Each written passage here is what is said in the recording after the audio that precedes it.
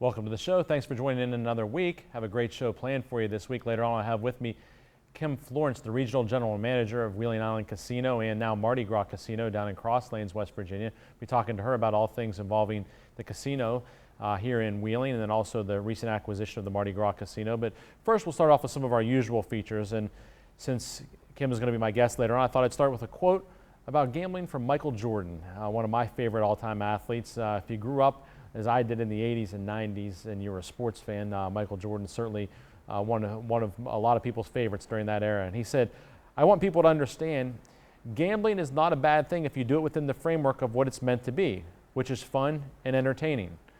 And Michael Jordan, known to place a bet or two during his lifetime, maybe well chronicled, and I think there's a lot of truth to that. I mean, I like to gamble on occasion. I do it in somewhat moderation, but I like to do it from time to time. But I think that is the key, is knowing what your limits are and making sure that it's fun and entertaining. It shouldn't be a way to make your living. It shouldn't be a way to something that you rely upon.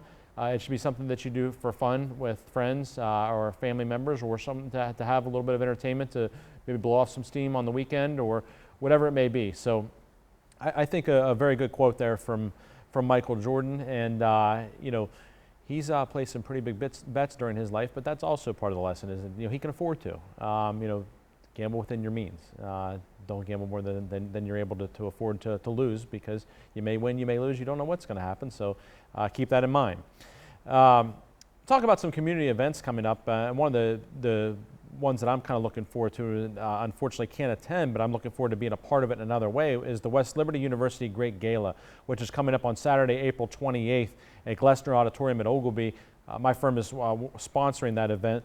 I'm going to be traveling that weekend with one of my kids for an event, so can't be there myself, but we're sponsoring the band. And one of the reasons I'm really excited about that is the theme for this year is the British invasion, and the band is Beatlemania Magic. And I've always enjoyed the Beatles. I was kind of laughing the other day because, I was saying, do you realize now that music from the 80s is to my kids what basically like the 50s music were to me when I was that age? And so the Beatles were even after that, the 60s. And so I was thinking, gosh, that's really old to them. But the thing that's interesting about the Beatles is that they seem to extend and appeal to people of all ages, whether they be young, middle-aged, older-aged. Everybody seems to love the Beatles and kind of always have. So I think it's going to be a really great band for that event, and I'm excited that we were able to be a part of that by sponsoring the band. But always a first-class event. The folks up at West Liberty do a great job with it, and it's really important to them. People think, well, it's a state school, so they must get all their money from the state, but there's been a lot of cuts to funding for state institutions of higher learning in recent years, and so they do rely a lot on private donations and fundraising in order to be able to have the programs that they have at West Liberty. And I don't if you talk to any business here in the Valley, almost all of them have some type of graduates or some type of connection to West Liberty. And I know a lot of my teachers when I was in school went to West Liberty, and I now have a number of employees who attended West Liberty. Wheelhouse Creative, which is an advertising agency that I own, there are a number of people that were involved there in the journalism department. Some of my paralegals attended school there. So it's a really fine local institution, and I hope that people will continue to support it, because I think it's important that we have it here in the Valley. It allows a lot of kids to not only some stay there and be close to home, but also to be able to commute from home and to be able to save on some expenses that way and still receive a good education. So support that if you can. It's my understanding there are still tickets available for that event. Again, it's on April 28th. A legal tip this week: ask if you can refuse to sign an arbitration agreement with respect to products that you buy before you buy it. Oftentimes there's arbitration agreements there in a contract, and you may see that it's a form, and you don't always have to sign that. Sometimes if you ask people, hey, can we scratch that out? Can we change that? They'll allow you to do that. And that may be important, because understand what an arbitration agreement does is that oftentimes gives up your right to a jury trial. I think it's one of the most fundamental rights that we have as Americans. The Seventh Amendment speaks to our right to a jury trial. And the reason that it's important is that I want to be, and I think a lot of people want to be judged by a jury of their peers. And unfortunately, the arbitration agreements take that away oftentimes, and instead put you in front of an arbitrator who oftentimes is someone who's been involved in the particular industry in which you may be arbitrating with. So for example, if you're arbitrating a disagreement with a stockbroker, the arbitrator may be a former stockbroker. They may favor the industry because they were in that position, as opposed to somebody who doesn't have any knowledge regarding that industry and maybe in the same shoes that you were in when you were having the dealings with the stockbroker. So I like being judged by a jury of my peers, and I think a lot of people do as well, and I think it's certainly a good system that we have in our country, that is the civil justice system, and arbitration agreements can take that away. So ask them, say, hey, can we scratch this part out? You might want to put your initials by it, say, I didn't want to sign this, but I had to. If you could do that, so you could show that you were kind of forced to do it, because sometimes people are. Sometimes they're the ones writing up the contract. You don't have a lawyer there representing you. Look into that and know what your rights may be. And then if you have signed one, don't think that you necessarily have to. Some are unenforceable because of the terms in them. That's when it's time to see a lawyer and see whether or not you are able to proceed or whether the arbitration agreement is enforceable or not. We need to take a break. When we come back, I'll have my guest, Kim Florence, with me. Stay with us here on the Jamie Bordas Show.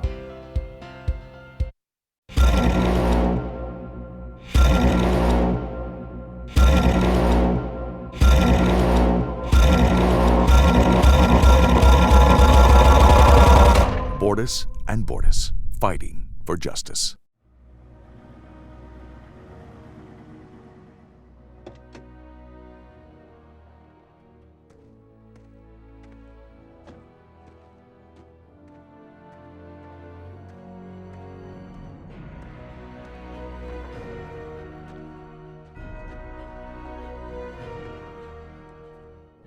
Recommended by the highest authorities.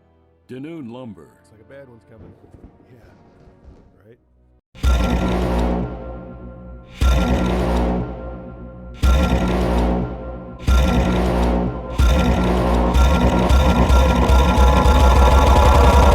Bordas and Bordas, fighting for justice.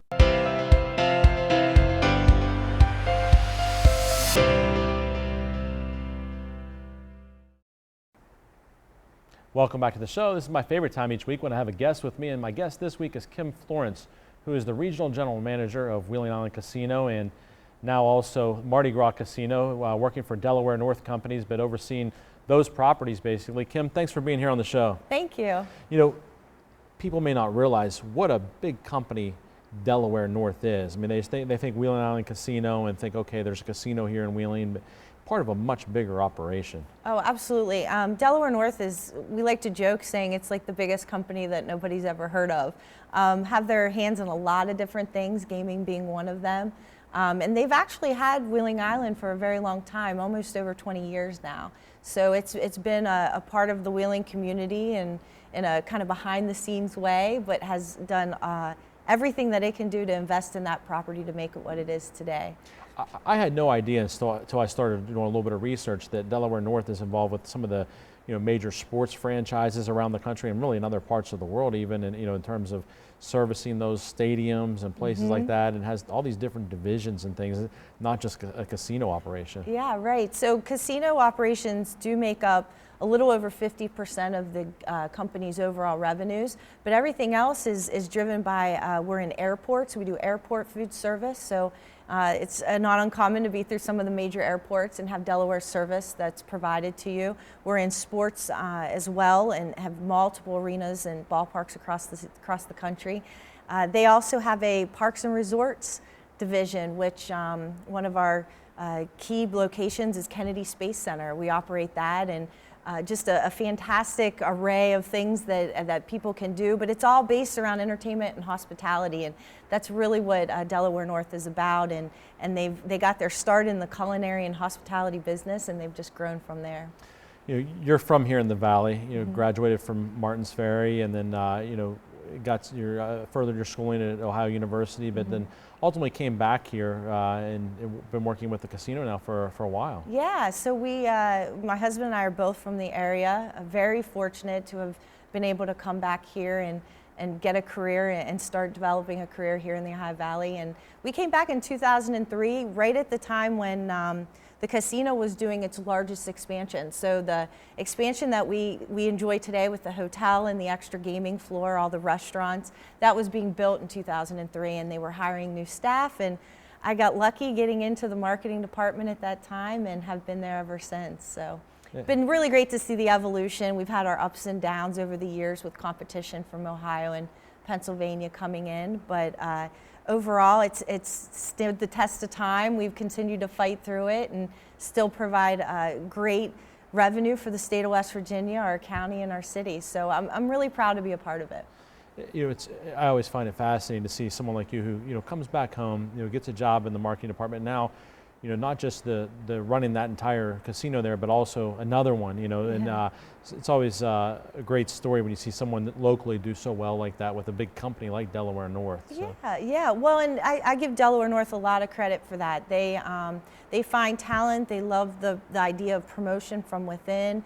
I believe in it. We try to do it at Wheeling Island, and you know that it's a really good indicator of how a company can be successful by investing in their talent. And I'm again just very fortunate to be a part of it. You know, and speaking about investing, you know, the company now not just having Wheeling Island Casino, but recently acquired the Mardi Gras Casino down in Cross Lanes, West Virginia, right outside of Charleston, and you're now going to be overseeing that. Also, just announced in the last week or so that you're now going to be the regional general manager, and so a little more travel for you, but a lot of responsibility. But you know, showing that company's further investing here in West Virginia too, which is good to see. Yeah, we're excited about this opportunity. It's a great property. Again, you know, Delaware North's been in West Virginia for a long time, having owned and operated Wheeling Island. And I think even though we're only a few hours away, I think there's a lot of synergies that we can bring to the team at Mardi Gras. I think there's, again, further development opportunities that can happen for the staff here in Wheeling as well as in Mardi Gras. So, you know, trying to find a way to continue to grow that property down there and allow it to be competitive, I think is going to be an exciting thing for us. People don't realize how many employees just Wheeling Island Casino has here in Wheeling. I mean, it employs a lot of people and a big part of the economy here. We do. We have a little over 600 employees.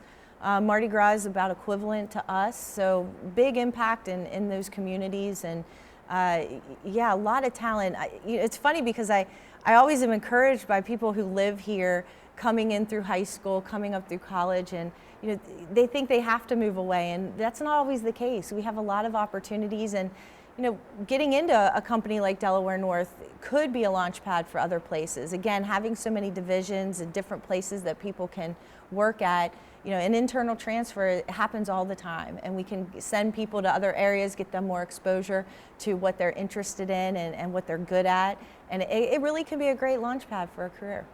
We need to take a break. When we come back, I'll continue speaking with Kim Florence about all the things that Wheeling Island Casino has to offer, and also sports gambling being on the horizon. Stay with us here on the Jamie Bordas Show. At Ultra Big Bank, we need to be assured you can make your payments. Yes. Well, buy them out. Acquire. As I was saying, I'm not sure I see the value in your small account. That's when we went to Belmont Savings. They took the time to understand our needs. And they didn't make us feel small. Where the big banks are only interested in growing, Belmont Savings' interest was in us. Belmont Savings Bank, focused on your future.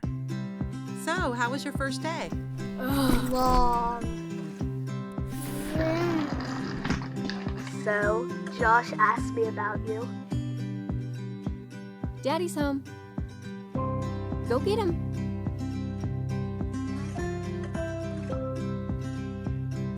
For your home, for your life, for more than 50 years. The Hardwood Specialists, Denoon Lumber.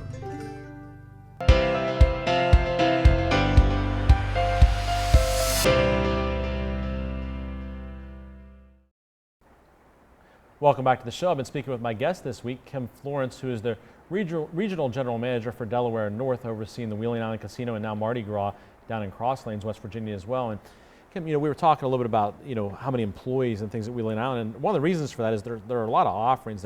People think, well, casino, you go there to gamble, but there's a lot more to it than that if you ever step inside. Yeah, there is. If you're, you know, obviously slots is the big thing that we do, but if you're looking for great food and a nice night out, we do concerts 2 times a month. very reasonable price. You can come out for as little as $10 and come and see a really great concert.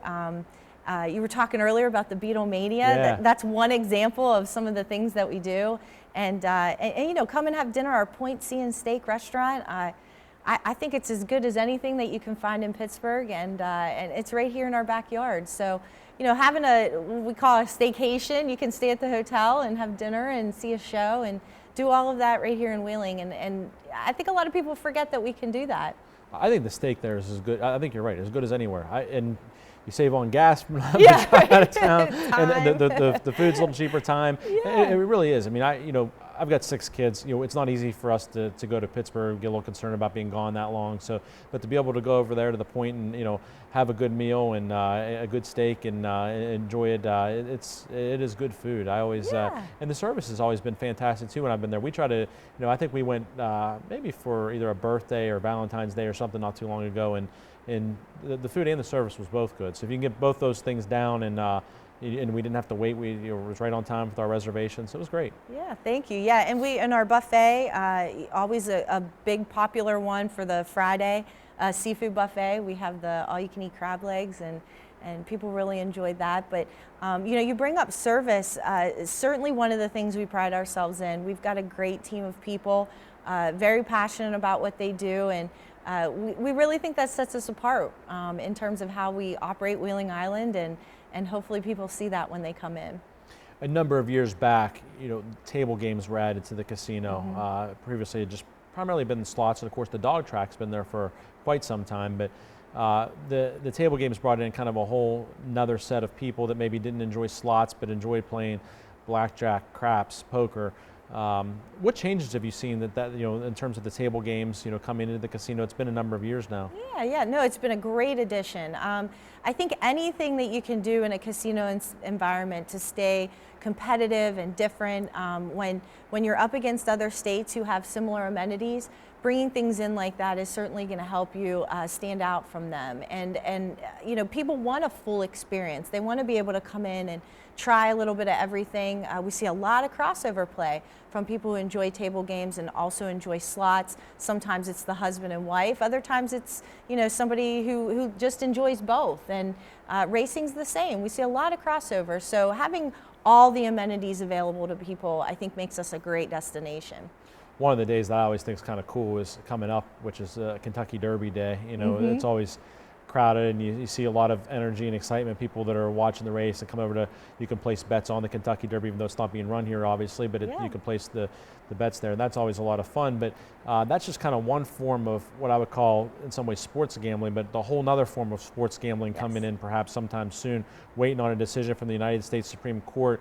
But our legislature, you know, Sean Fluharty, our local delegate's been pushing legislation for a couple of years now, and it went through this session to allow for sports gambling at the casinos in West Virginia if the United States Supreme Court indicates that it'll be allowed in places other than Nevada and others where it's allowed now. Right. And I got to start by thanking our legislative body. I mean, the representation that we had here, both in the House and the Senate, did a lot of work helping us get this through. And you know, I say that and I thank them for it because they're out in front of it. You know, if the Supreme Court comes through with a favorable judgment, you know, we're going to be out ahead, and West Virginia is going to be able to benefit from that early on. So, you know, great job to all of them for getting that done. And we do think it's going to bring in a different type of person, a different customer who maybe does not come to see us. And I think that's the exciting part, because we'll be able to expose our amenities and provide a new service to people. One of the things that I like about it is that there's already a lot of sports gambling going on. It's just being done illegally right now. Right. I mean, you know, and there's no regulation to it. People can get cheated by the people they're placing the bets with, or whatever it may be. Or the other way around. The people that are taking the bets could be cheated by others in some ways. But now it'll be regulated, and the state, more importantly, will gain revenue from it. There'll be taxes on that money, so the state will benefit from it, as opposed to everything being kind of under the table and the state not seeing any benefit from it. Yeah, and I think that was the West Virginia Lottery, the state's position. They wanted to see that become regulated. There's a big black market out there. I think bringing it to the forefront, making it legal, allowing states to benefit from that revenue source, it's going to help fund a lot of things in the state of West Virginia. And the revenue projections are still kind of out there. It's early on to say exactly how much, but we do think it's going to provide a nice lift for us. And we're early on, kind of behind the scenes, working on regulations and how and where we'll execute it at our property. But it's an exciting time, and we're looking forward to doing it. Any projections on whether or not, and if so, how many additional employees will be needed as a result of the sports gambling? It'll depend. I think we'll start off small and then consider how it grows from there. I think you'll have 3 shifts of different, groups of people that very similar to what you see in the mutuals world with racing. And obviously you're going to see your peaks and valleys. Super Bowl is going to be a big day, and the World Series and other March Madness, things like that, where it drives in more bettors. But it's still kind of early to tell. We'll have to wait and see on that. Well, good luck with all you're doing, especially on the acquisition of the Mardi Gras Casino, and congratulations on your recent promotion to Regional General Manager. Thank you. I appreciate that. Thanks for being here on the show. I really appreciate it. Thank you. We need to take a break. When we come back, I'll be talking sports. Stay with us here on the Jamie Bordas Show.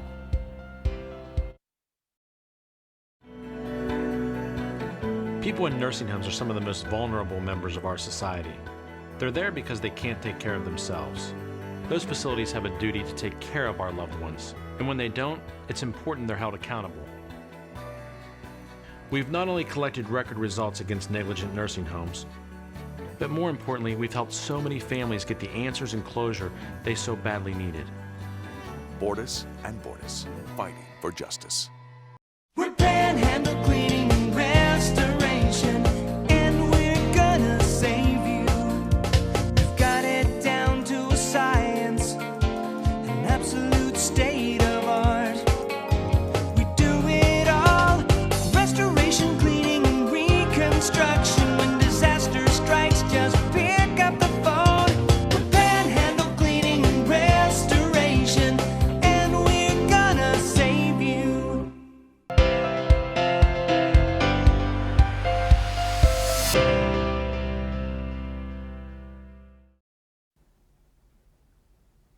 Welcome back to the show. It's time to talk sports, and let's start off with college basketball. And wow, how about the women's college Final Four?